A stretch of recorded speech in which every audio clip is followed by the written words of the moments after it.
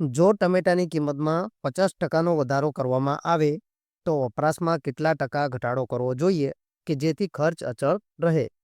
તો અહીંયા આપણે જોઈશું કે વધારો ઘટાડાનું સૂત્ર છે વધારો ઘટાડો બરાબર જેટલો પણ વધારો ઘટાડો થયો હોય એનો તફાવત છેદમાં વધારા ઘટાડાની કિંમત ગુણ્યા 100.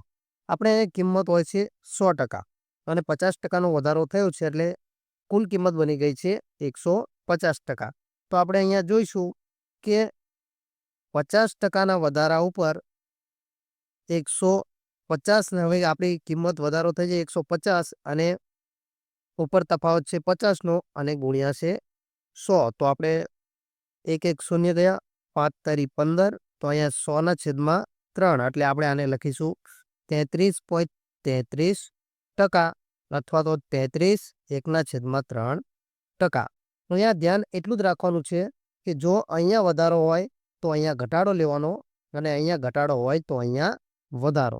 આ બંનેનો તફાવત લેવાનો જે અહીંયા મૂકી દેવાનો.